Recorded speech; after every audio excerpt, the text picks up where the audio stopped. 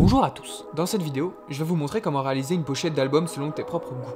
Mais avant, j'avais un peu envie de vous montrer un peu le schéma d'une conception de pochette d'album, et plus précisément dans le rap français.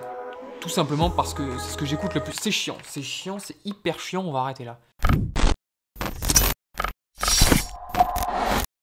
Le travail d'une pochette d'album, outre la musique on va dire, c'est le plus gros taf que tu peux amener sur ton projet. C'est toute l'identité visuelle que tu vas en fait dessiner ou imaginer, voilà. Et c'est là-dedans en fait que le consommateur il va devoir se projeter. C'est vraiment là que tu vas créer en fait tout ton univers. Mais pour vous présenter tout ça, je vous ai fait un petit résumé. Dans le game de la pochette d'album, en fait, tu peux vraiment distinguer trois grosses catégories différentes, plutôt faciles à comprendre. Tu peux trouver donc du coup des pochettes avec des photos dites classiques. C'est vraiment le style un peu variété française, mais beaucoup de rappeurs y reviennent parce que justement c'est un peu une fausse simplicité. C'est beaucoup de travail en amont, faut préparer des shootings, c'est beaucoup de maîtrise dans le sujet. Je trouve aussi cette catégorie c'est un peu le visuel, donc tu vas pas te lasser. Une belle photo, ça reste une belle photo. Et pour chaque catégorie en fait, je vais vous montrer quelques visuels que j'ai sélectionnés. Tu peux trouver une pochette comme Feu de Nekfeu, signé Panamera. Photo qui en dit long un peu sur le shooting photo qui a dû être vraiment cool à faire.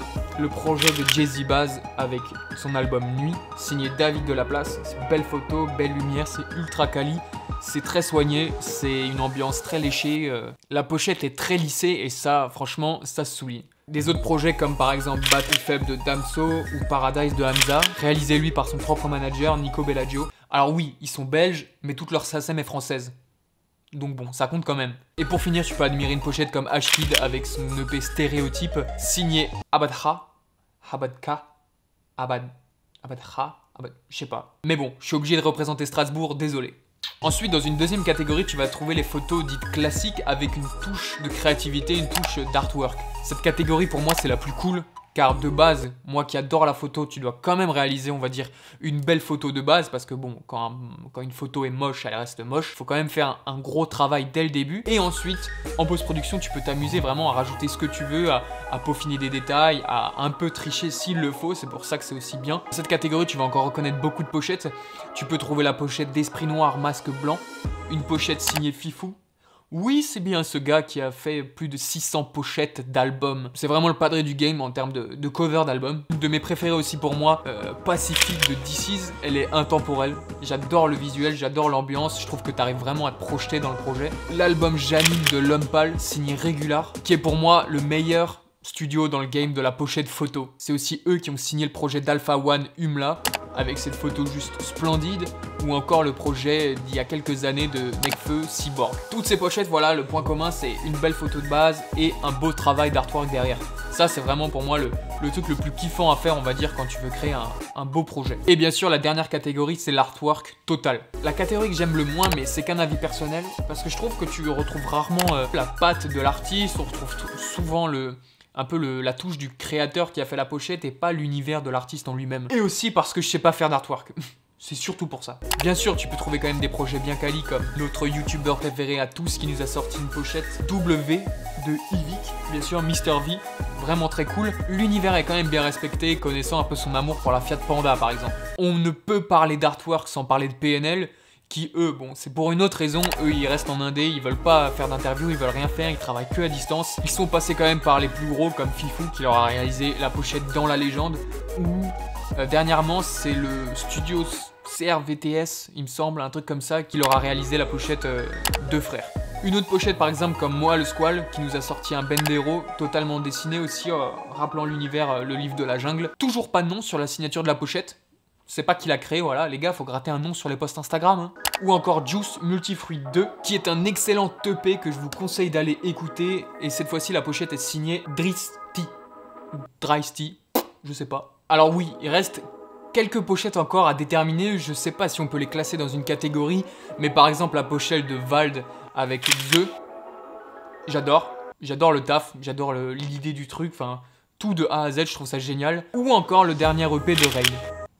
Après vous avoir présenté le game de la pochette photo là pendant longtemps, ouah, ça fait longtemps que je parle. Je vais te montrer à partir d'une seule photo comment tu peux réaliser plusieurs pochettes d'albums en fonction de ce que tu veux faire. Alors j'ai pris cette photo ultra claquée. Elle est nulle, mais elle est nulle cette photo. Tout ce qui compte, c'est un peu le résultat que tu veux un peu lui amener. Voilà, il faut vraiment avoir ton projet final en tête et réaliser la photo en conséquence. Du coup voilà, tu fais avec ce que tu peux, mais derrière on peut quand même faire un truc vraiment cool. Tu trouves ton petit nom d'artiste et ton nom d'album juste pour habiller la pochette, voilà, pour pouvoir projeter.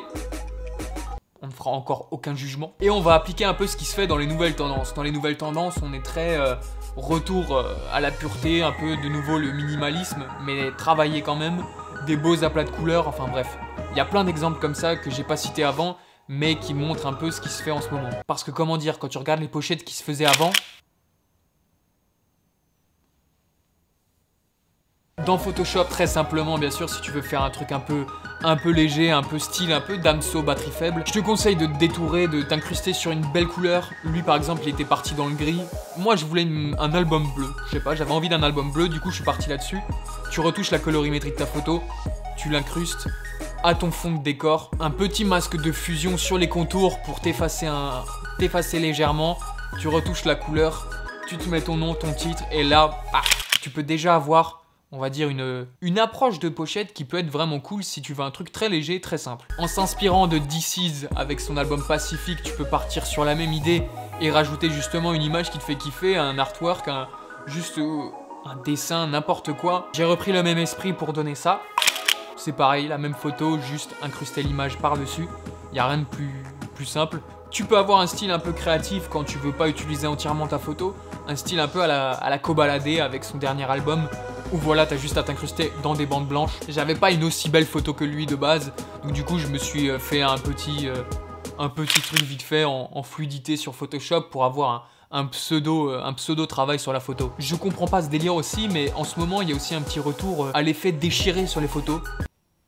Je trouve ça pourri, mais c'est...